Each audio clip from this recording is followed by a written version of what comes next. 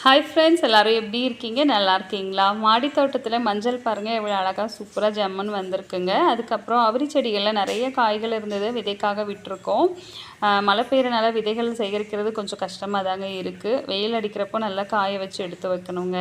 அதுக்கப்புறம் பார்த்திங்கன்னா இது வந்து கொடி மொச்சைங்க, மொச்சக்கான்னு சொல்லுவாங்க இல்லையா? அது பாருங்கள் அவரைக்காய் மாதிரியே தான் இருக்கும். அதோட இலைகள்லாம் சிமிலராக தான் இருக்கும், ஆனால் கொடியாக போகும். இது வந்து கொத்து கொத்தாக காய்க்கிற கொத்து வெண்டைன்னு ஆல்ரெடி சொல்லியிருந்தேன் இல்லைங்களா? அது எல்லாத்தையுமே அப்படியே விதைக்காக விட்டாச்சுங்க. இவ்வளோ காய்கள் பாருங்கள் ஒரு செடியிலேயே. அதுக்கப்புறம் சிவப்பு பூ பூக்கிற அகத்திப்பூ இருக்குது இல்லைங்களா? அதோட விதைகளுமே வந்திருக்குங்க. காய்கள் இப்போ தான் ஒரு அரை பதம் கிட்ட இருக்குது. அது எல்லாத்தையுமே விதைக்காக விட்டாச்சுங்க. அதுக்கப்புறம் மாடி தோட்டத்திலே தூதுவளை வந்து தானாக முளைச்சி வந்துச்சுங்க. அதில் பார்த்திங்கன்னா நிறைய காய்கள் பழங்கள் இருக்குது, அதையும் விதைக்கு விட்டாச்சு. இது வந்து ஊதா கலர் பூ பூக்கிற தூதுவளைங்க. ஒயிட் கலர் பூ பூக்கிற தூதுவளையும் இருக்குது. ரொம்ப மருத்துவ குணம் நிறைந்ததுங்க. அதுக்கப்புறம் பார்த்திங்கன்னா மாடி தோட்டத்தில் கரும்பு பாருங்கள் ஜம்முன்னு அழகாக சூப்பராக வந்திருக்குங்க. சரசர நல்லா வளர்ந்துருக்கு. இன்னும் பக்க கிளைகளுமே இருந்துட்டு தான் இருக்குது. அதுக்கப்புறம் கோவக்காய் செடி, பொடலங்காய், பீர்க்கங்காய் எல்லாத்தையுமே துண்டு துண்டாக இந்த மாதிரி ஓனான் கட் பண்ணி வச்சுருதுங்க. கோவக்காய் நிறைய பேர் கட்டிங்ஸ் கேட்டிருந்தாங்க. நானும் சரின்னு விட்டு வச்சுருந்தேங்களா. இப்போ அடி கட்டை தாங்க இருக்குது. அது தழுத்து வந்தால் தான் எனக்கே செடி மழை பெய்யறனால தழுத்து வந்துடும்னு ஒரு நம்பிக்கையில் இருக்கேன். எவ்வளோ அழகாக பாருங்கள், சிசர் வச்சு கட் பண்ண மாதிரி கட் பண்ணியிருக்குங்க.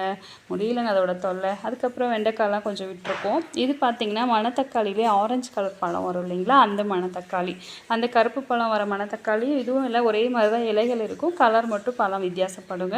இதுவுமே நிறைய மருத்துவ குணம் நிறைந்திருக்குங்க. அதனால் இதுவுமே விதைக்காக விட்டுருக்கேன். கொத்தமல்லி நிறையா இருந்ததுங்க. ஏதோ கொஞ்சம் சாப்பிட்டுட்டு போயிடுச்சு, மீதி மலைக்கு எல்லாம் இப்படி சாஞ்சிருச்சு. ட்ராகன் ஃப்ரூட் தான் கடைசிங்க இந்த சீசனில். அதுக்கப்புறம் பண்ணைக்கீரையில் பார்த்திங்கன்னா இந்த கலரில் பூ பூக்கிற ரகங்க செம்ம அழகாக இருக்குது. கோழி கொண்ட பூ மாதிரியே பிங்க் கலரில் ஒயிட் கலர் பூ பூக்கிற பண்ணைக்கீரை இருக்கும். தோட்ட வயல்வெளிகள்லாம் பார்த்திங்கன்னா நிறையா முளைஞ்சிருக்கும். இது பார்த்திங்கன்னா கேசவர்த்தினிங்க. இதுவுமே நிறைய விதைக்காக இருக்குதுங்க, கலெக்ட் பண்ணி வைக்கணும். மிளகா ரகங்களுமே நிறைய பழுத்திருக்கு, விதைக்காக கலெக்ட் பண்ணி வச்சுருக்கேங்க. அதுக்கப்புறம் புளிச்சக்கீரையுமே நிறைய செடிகளை வந்து விதைக்காக விட்டாச்சு.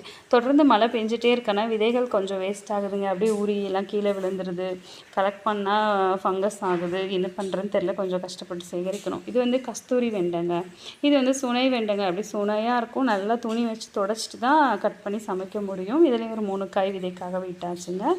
இதுவுமே அந்த கொத்து வெண்டையை சேர்ந்தது தாங்க, அதுவுமே விதைக்காக விட்டாச்சு. மிளகாய் ரகங்கள் ஆல்ரெடி நிறையவே நம்ம கலெக்ட் பண்ணி வச்சுருக்கோம். அவரைக்காயெல்லாம் பார்த்திங்கன்னா இதான் பந்தல் ஏறி போயிட்டுருக்காங்க. எந்தளவுக்கு காய்கள் வரும்னு தெரில, பார்க்கலாம். கத்திரிக்காயுமே இன்னும் நிறைய பல ரகங்கள் இருக்காங்க. வெள்ளை கொத்து கத்திரி பாருங்கள், கொத்து கொத்தாக அழகாக மழையில் நனைஞ்சு சூப்பராக இருக்காங்க பார்க்கவே. அதுக்கப்புறம் தேவதை பாருங்கள் எவ்வளோ அழகாக சூப்பராக இருக்காங்க.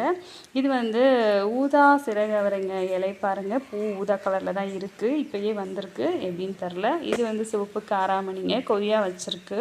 வல்லார பாருங்கள் எவ்வளோ அழகாக சூப்பராக இருக்குது. இன்னும் சில கத்திரி விதைகள்லாம் சேகரித்து வச்சுருக்கோம்.